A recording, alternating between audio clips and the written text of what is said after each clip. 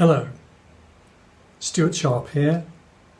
I'm going to be reading an extract from chapter 51 from my autobiography, The Gift. It's called The Good Samaritan and based in the early 1980s when I was in my mid-30s. At this point, I had already studied music and learnt to play classical guitar.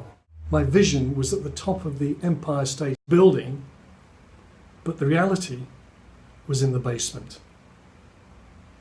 This is a chapter about a larger-than-life character called Anthony Wade. Many years later, Anthony became Dr. Voice and one of the greatest vocal coaches on the planet, who coached Sam Smith, one of our biggest singing stars, and many other great singers. And I'm proud to call him my friend. Then it was back with heart-wrenching reality to my spot by the bridge in Wood Lane, London. I stared inanely at the BBC television centre and screamed, "One day you will play my music to the world." The pavement not only provided a harsh, hard and dirty contrast to my aspirations, but it was also my bed for the night. Then I saw him out of the corner of my eye. His burly frame, businesslike gait, and happy-go-lucky attitude made me smile. And he stopped suddenly. "Hello, what are you writing?" he asked. I was always happy to chat, but there was something special about this larger-than-life character. His tone was different, his interest genuine, and he already felt like a friend. Anthony Wade gave me an hour of his precious time. I have no idea why I told him my story, even though I risked losing his attention. It just seemed right.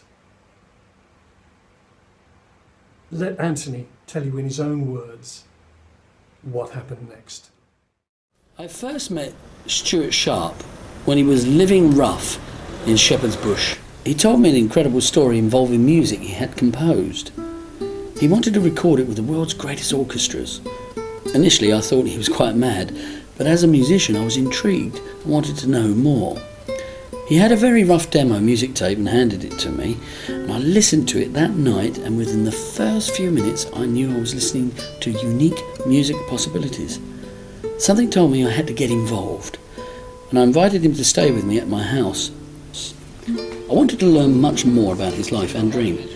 I worked with him to flesh out his music on the piano, but I realised that to do his music justice, it would need to be recorded by the world's best orchestras.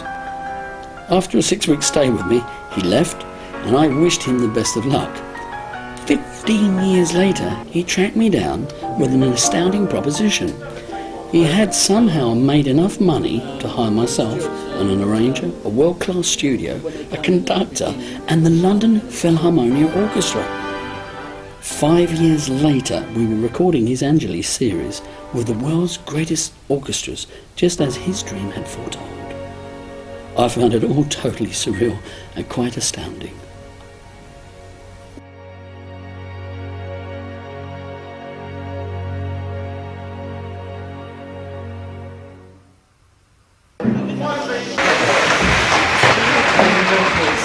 Deja vu, because I've seen you all for the last 10 years of my dreams, so I've just been checking that so it'll be really real. And I really would like to thank you all very much, and I'm very humbled to be here in front of you. Wonderful musicians. It's a dream come true for me, and I really thank you, and I'm most grateful for all the work you've done to make this happen for me. Thank you very much indeed.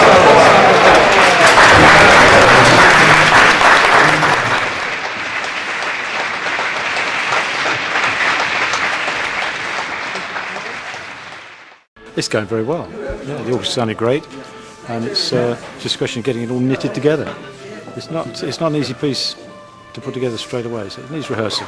And it sounded very good though, but the players, phenomenal. Just waiting for the finale now, to get the final boost to the skies.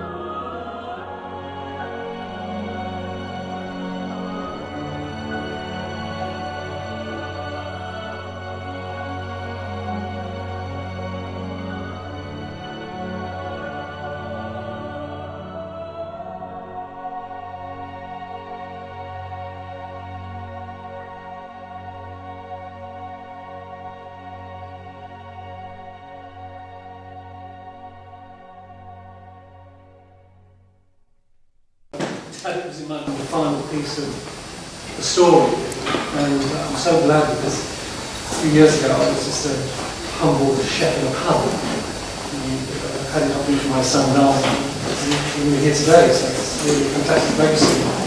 Hopefully he's up there, then hopefully he's really great. And we wish you very well, and look forward to seeing you in the near future. Thank you very much.